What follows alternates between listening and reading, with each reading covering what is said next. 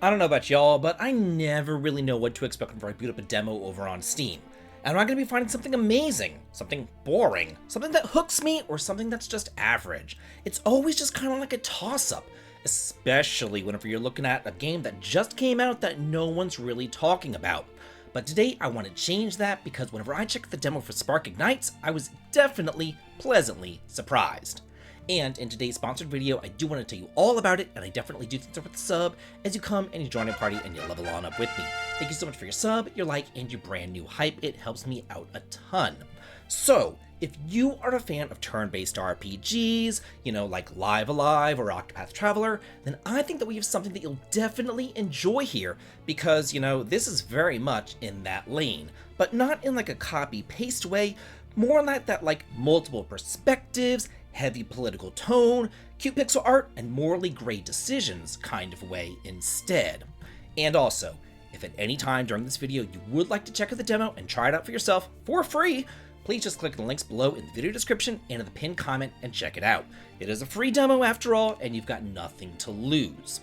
As you can see, the game is stunningly gorgeous. It's doing that HD 2D thing, but with like a slightly darker, grittier medieval vibe. There's great lighting effects on the 2.5D pixel art, lots of moody shadows, stormy skies, candlelit interiors, and like armor glinting in the dark. It looks great. It's that kind of pixel art where you kind of like stop moving around and just kind of like look around and just let it all soak in. The setup is immediately bleak. Soldiers are collapsing from exhaustion and starvation at an encampment, bones are everywhere, and morale is in the toilet. And that's where you're introduced to Captain Cole, who's in charge of these dying troops and trying to find a way out. Then, in his moments of pain, he receives a letter from his mother telling him that his wife just gave birth to a healthy baby boy, and she is there waiting for him to name the child. And all Cole wants to do is get home to his wife and newborn child and get out of this horrible situation and end this war. But before he can figure out how to do that, he gets an order from the king telling him to execute all the prisoners and all the severely wounded because, the supplies are running out. Cole, of course, does not like this order at all, and things spiral fast as it goes completely off the rails in like the first 10 or so minutes. It turns out that somebody forged the king's orders, chaos breaks out, assassination attempts fly, and Cole himself ends up riding the king's own horse at the king, full speed, ramming into him and sending him flying off the cliff to his death. Like, it was just something, anything to end this war and get him home. I was totally not expecting this, and I kind of gasped, but I also really kind of loved it. Then it cuts to like 10 years later. Nobody has ascended to the throne, and the country is in turmoil, but the world still keeps turning and things keep on going. And that's where you meet the two protagonists, Ash and Clover. Two friends who are out there just trying to survive, though they're not surviving all that well because, they've been thrown into prison for stealing some bread. Down in the Slammer, there's some other prisoners, like the Night Owls, who's basically like the Robin Hood gang of Spark Ignites. And of course, they help you break out of jail because no prison in the history of JRPGs has ever successfully held a protagonist. Ever. And of course, by the time the demo wraps up, things just get even crazier. You're chased down by like these satanic demon summoning cults, your friends are betraying you, some of your allies literally have like their brains scooped out of their head, and Ash himself literally dives headfirst into a portal into hell in order to save his friend. There's a lot going on in this story, I'm not gonna lie, but it's pretty freaking cool. That all being said though, it's kind of a shame that there's no voice acting whatsoever. And also, the translation can feel a little bit wonky at times. Though the intention of what they're trying to say is clear, it's like not said in the most clear way, if that makes sense. And I know that this is still a demo and that the full game is still being worked on, but I couldn't help but notice that some of the text would kind of like wrap around the speech bubble, or words would kind of like get chopped in two in the speech bubble, I guess. Hopefully that does get fixed before the full game does release, because other than those two little minor qualms, it is definite quality. Earlier, I mentioned Live Alive, and the combat is really where that comparison comes into play. Encounters are not random, and they do occur on screen, and the battles are turn-based, with your party on the right-hand side of the field and the enemies on the left. And then positioning matters, as some skills hit entire rows or columns, and melee attacks can only hit the front enemy, whereas your ranged and your magical attacks can hit any enemy on the field.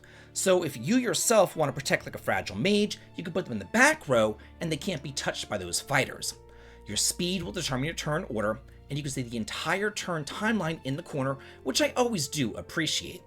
Then there's this AP system where it's shared. Every single battle you start off with 3 AP, and killing enemies will give you more AP, but your skills will consume it depending on their strength. It actually kind of reminded me a lot of like Super Mario RPG's shared FP pool, just, with more of a tactical bite. You can also crank the battle speed up to 2 times as fast or 3 times as fast, which is always a blessing. Nothing is a mystery either. The skills clearly tell you how much AP they cost, how many enemies they hit, and how strong they are.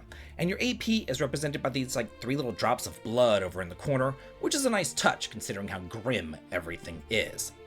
Progression is interesting and also unique too, because you don't gain traditional experience points. Instead, the enemies will drop in gold, items, and star stones. And then you use those star stones to increase your stats, like your strength, your wisdom, your stamina, and so on.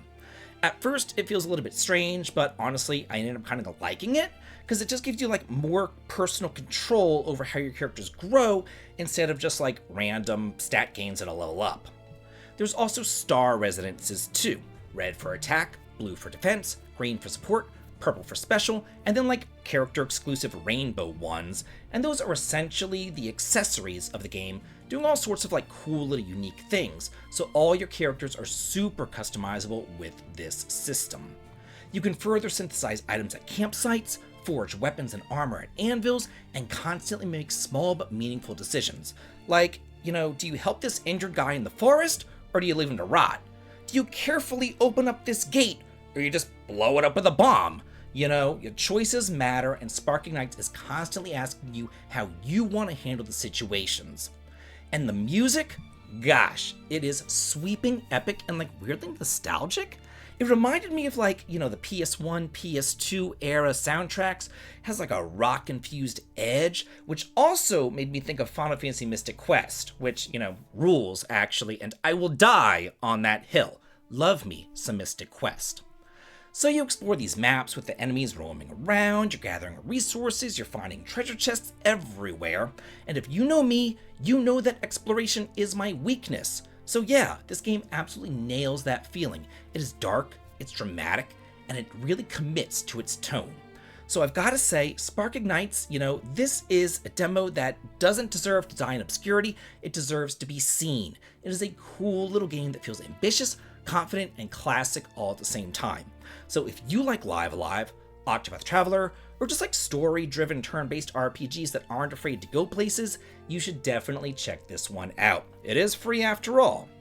And hey, if you like discovering cool RPGs before anybody else does, be sure to level up and join our party by subscribing, dropping a like if you want to see more hidden gems like this, and let me know in the comments if Spark Ignites is for you. Because again, just click the links below if you want to play it. And as always, have a good day.